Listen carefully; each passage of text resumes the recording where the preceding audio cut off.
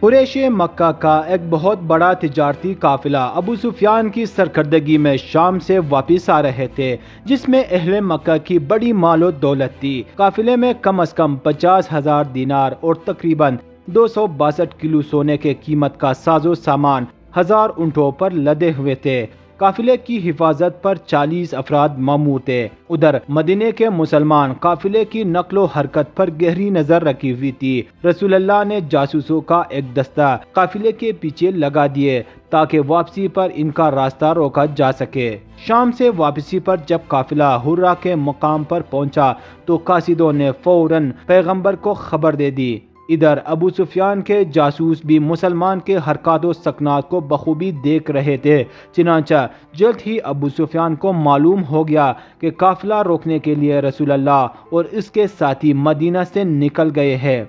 ابو سفیان قریش کو خبردار کرنے کے لیے فوراً مکہ کی طرف قاصد روانہ کیا۔ قاصد مکہ پہنچ کر اپنے اونٹ کے ناک اور کان کاٹ کر اپنے کپڑے پاٹ کر زور زور سے چلانے لگے کہ محمد قافلہ پر حملہ کرنے والا ہے۔ یہ ایمرجنسی دکھانے کا ایک طریقہ تھا۔ خبر پہنچتے ہی پورا مکہ اٹھ کھڑا ہوا۔ ابو جہل 1300 آدمی پر مشتمل لشکر لے کر ساحلی پٹی کے ساتھ ساتھ چلتے ہوئے قافلہ کی حفاظت کے لیے شمال کی جانب کوچ کیا۔ ابو سفیان قافلے کا راستہ تبدیل کر کے ساحلی پٹی سے بحفاظت نکلنے میں کامیاب ہو گیا اور ایک دوسرا قاصد مکہ کی طرف روانہ کیا کہ قافلہ محفوظ ہے۔ قاصد راستے میں ہی مکہ کے سرداروں کو اطلاع دی۔ لشکر میں موجود کچھ سرداروں نے کہا چونکہ قافلہ لوٹنے سے بچ گیا ہے، اب جنگ کی کوئی ضرورت نہیں۔ ویسے بھی مکہ والے جنگ کی نیت سے نہیں بلکہ قافلے کی حفاظت کے لیے روانہ ہوئے تھے۔ لیکن ابو جہل نے کہا یہ اچھا موقع ہے مسلمانوں کو ختم کرنے کا۔ ابو جہل ساحل چھوڑ کر مدینہ کی طرف بڑھ گئے۔ قریش کے ہر اول دستہ آگے کے حالات معلوم کرنے کے لیے روانہ ہوئے۔ لشکر میں موجود 300 افراد واپس مدینہ لوٹے کیونکہ وہ جنگ کی نیت سے نہیں بلکہ قافلے کی حفاظت کے لیے نکلے تھے۔ جنگ بدر سے 1 سال قبل مسلمان مجبوری کی حالت میں مکہ سے مدینہ گئے تھے۔ انہوں نے اپنے ساتھ کچھ نہیں لے کر گئے تھے سوائے ان کپڑوں کے جنہیں وہ پہنے ہوئے تھے۔ مسلمانوں کو غصہ دلانے کے لیے قریش مکہ نے ان کی ساری چیزیں ضبط کر لیے، حتیٰ کہ ان کی زمینیں تک فروخت کر دی گئی۔ مسلمانوں کا لوٹا ہوا سامان شام میں بیچ کر ابو سفیان واپس آ رہا تھا، اس لیے مسلمان قافلے کو لوٹنا جائز سمجھ رہا تھا، لہٰذا بدلہ لینا ضروری تھا۔ چونکہ ابو سفیان راستہ کاٹ کر کسی اور طرف سے نکل گیا تھا، مسلمانوں نے اس کا تعاقب جاری رکھا۔ بدر میں مسلمانوں نے قریش کے ہر اول دستے کا ایک جاسوس گرفتار کر لیا۔ اسے فرودگاہ لا کر ابو سفیان کے قافلے کا حال پوچھنے لگا۔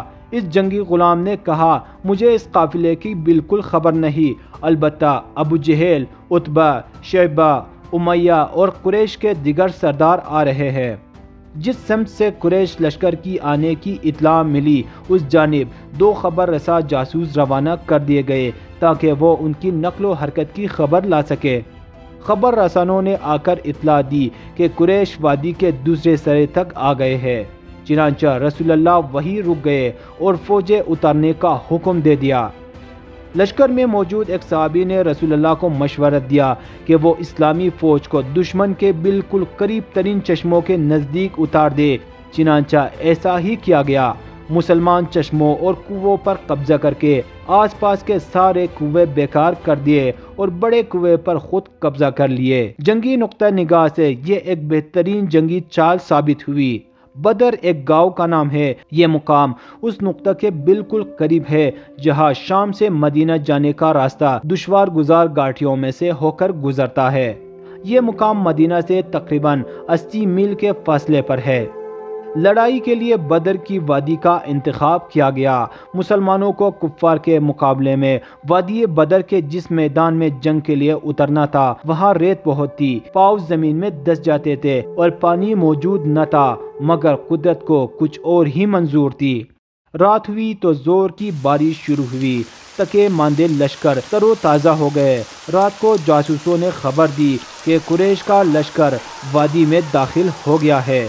رسول اللہ نے مجلس حرب طلب کی تو مجلس میں موجود صحابہ نے رسول اللہ کو یقین دلایا کہ وہ مرتے دم تک ان کا ساتھ نہیں چھوڑیں گے اور آخر تک قریش کا مقابلہ کریں گے۔ آپ نے ساری رات عبادت میں گزار دی۔ صبح آفتاب طلوع ہوتے ہی قریش مکہ کا لشکر ابو جہل کی سرکردگی میں وادی میں داخل ہوا اور اسلامی فوج سے ایک تیر کے فاصلے پر خیمے گاڑ دیے۔ رات کو بارش ہوئی تھی۔ جس جانب لشکر اسلام کا پڑاؤ تھا وہاں زمین ریتلی تھی۔ بارش ہونے سے اس کی تیز جم گئی۔ جس جگہ قریش نے پڑاؤ ڈالا تھا وہاں زمین چکنی مٹی کے باعث کیچڑ سے بھر گیا تھا اور انہیں چلنے پھرنے میں شدید دشواری ہو رہی تھی۔ میدان کا انتخاب مسلمانوں نے کیا تھا، لہٰذا ان کا بھرپور فائدہ ہونے والا تھا۔ 17 رمضان المبارک 2 ہجری بمطابق 14 مارچ سن 624 عیسوی کو جمعہ کے دن صف بندی ہوئی۔ جنگ سے قبل رسول اللہ نے دعا کی، اے اللہ، یہ وہ اہل ایمان ہے کہ آج اگر ان کو ہلاک کر دیا تو روئی زمین پر تیری عبادت کرنے والا کوئی نہیں رہے گا۔ اس کے بعد دشمن فوج کی طرف دیکھا اور فرمایا، الہی، یہ قریش ہے جو فخر و تکبر سے بھرپور ہے، تیرے نافرمان اور تیرے رسول سے جنگ آور۔ الہی، تیری نصرت اور مدد کی ضرورت ہے جس کا تو نے وعدہ فرمایا ہے۔ اس کے بعد اپنے لشکریوں کو حکم دیا کہ وہ اپنی جگہ ثابت قدم رہے۔ حملے کے وقت رسول اللہ اور حضرت ابوبکر پہاڑی پر کھڑے تھے۔ یہاں سے پورا میدان جنگ کا نقشہ واضح نظر آ رہا تھا۔ قریش مکہ اور مدینہ کے مہاجر مسلمان ایک ہی قوم و قبیلے کے افراد تھے اور کئی قسم کے خونی رشتوں میں آپس میں جکڑے ہوئے تھے۔ قریش کے سپہ سالار عتبہ کا بیٹا مسلمان فوج میں باپ کے مقابل کھڑا تھا۔ رسول اللہ کے چچا عباس کفار فوج میں تھے۔ حضرت ابوبکر اسلامی فوج میں تھے، ان کا بیٹا کفار کی صفوں میں نظر آ رہا تھا۔ حضرت عمر کے ماموں، بھتیجے اور بھانجے دشمن فوج کی صفوں میں تھے۔ حضرت علی ادھر تھے تو ان کا بھائی عقیل دوسری جانب۔ جب مسلمان مدینہ سے نکلے تھے ان کا مقصد قافلہ روکنا تھا، انہیں جنگ کی بالکل تیاری نہ تھی۔ ان کی فوج 313 افراد پر مشتمل تھی۔ ان کے پاس صرف 2 گھوڑے، 8 تلواریں اور 70 اونٹ تھے۔ مقابل فوج میں 1000 جنگجو، 100 گھوڑے، 170 اونٹ اور 600 تلواریں شامل تھی۔ عرب دستور کے مطابق میدان کارزار میں سب سے پہلے عتبہ، اس کا بھائی شیبہ اور عتبہ کا بیٹا ولید صفوں سے نکل کر میدان میں آ گئے۔ دوسری جانب سے 3 انصار مد مقابل آ گئے۔ عتبہ نے یہ کہہ کر لڑنے سے انکار کر دیا کہ ہماری لڑائی ان سے نہیں بلکہ اپنے بھائی مکہ والوں سے ہے۔ قریش کی طعنہ زنی پر حضرت علی میدان میں اترے۔ اس کے پیچھے حضرت عبیدہ بن حارث اور حضرت حمزہ بن عبد المطلب تھے۔ ان تینوں بہادروں کا تعلق رسول اللہ کے قریبی رشتہ داروں میں سے تھا۔ قریش فوج کا سپہ سالار عتبہ کا مقابلہ حضرت حمزہ سے ہوا۔ عتبہ مارا گیا۔ مولا علی نے ایک ہی وار میں ولید کا کام تمام کر دیا، مگر شیبہ نے حضرت عبیدہ کو زخمی کر دیا۔ اس سے پہلے کہ مزید وار کر دے، حضرت علی نے ایک ہی وار میں شیبہ کا بھی کام تمام کر دیا۔ مکہ کے بہادروں نے حق شجاعت ضرور ادا کیے مگر سب کے سب مارے گئے۔ حضرت علی نے عبیدہ کو کندھوں پر ڈالا، زخمی حالت میں میدان جنگ سے نکال دیا۔ بعد میں اس کی شہادت ہوئی۔ ان 3 سورماؤں کا قتل ہوتے ہی 3 اور پہلوان ابو جہل کا اشارہ پاتے ہی میدان میں اترے، لیکن یہ بھی اپنی موت مارے گئے۔ پھر 3 اور نکلے، ان کا بھی یہی حشر ہوا۔ اس کے بعد ابو جہل نے عام حملے کا حکم دیا۔ قریش مکہ کی فوج مسلمانوں سے تعداد میں 3 گنا بڑی تھی، لیکن ان کا مقابلہ نہ کر سکے اور سخت لڑائی کے بعد پیچھے ہٹ گئی۔ اپنی صفیں درست کر کے دوبارہ مسلمانوں پر حملہ آور ہوئے۔ دونوں طرف سے شدید مزاحمت ہوئی، مگر تعداد میں کم ہونے کے باوجود مسلمان پیچھے ہٹنے کو تیار نہ تھے۔ اس بار پھر قریش کی فوج میدان چھوڑ کر پیچھے ہٹ گئے۔ مسلمانوں کی فوج پانی سے قریب بلکہ بالکل کنارے پر تھے اور قریش پانی سے کافی دور۔ پیاس کی شدت قریش مکہ کی فوج کو بحال کر دیا تھا۔ وہ پانی پی کر تازہ دم ہونا چاہتے تھے، مگر بدر کے چشمے تک پہنچنے میں خاصی دشواری پیش آ رہی تھی۔ ابو جہل ہار ماننے والوں میں سے نہیں تھا۔ اس نے دیکھا جب پیغمبر خود بھی میدان میں اترے ہیں تو ابو جہل بدزبانی کرتا ہوا گھوڑے پر سوار ہوا پیغمبر کی طرف بڑھنے والا تھا کہ مسلمانوں نے اس کے گرد گھیرا ڈال دیے۔ چند ہی لمحوں میں ابو جہل کی ہلاکت کی خبر پھیل گئی۔ قریش کی فوج اپنی زرے اور تلواریں میدان ہی میں پھینک کر بھاگ کھڑے ہوئے۔ اس جنگ میں قریش کے چیدہ اور قابل ذکر سردار مارے گئے۔ اس روز بہت زیادہ گرمی تھی۔ مقتولین کی نعشیں الگ کر دی گئی۔ جنگ میں 14 مسلمان جبکہ 70 کے قریب قریش جنگجو مارے گئے۔ تقریباً 70 کے قریب مکہ والے قید کر لیے گئے۔ قریش کو بدترین شکست ہوئی۔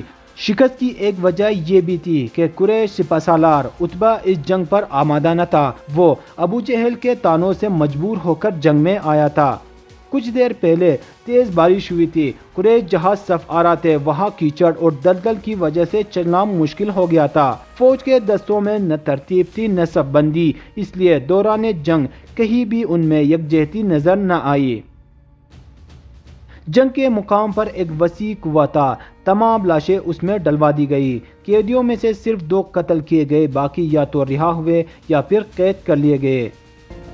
بھاگے ہوئے لشکر جب واپس مکہ پہنچے، مکہ والوں کو یقین نہیں آ رہا تھا کہ وہ جنگ ہار چکے ہیں۔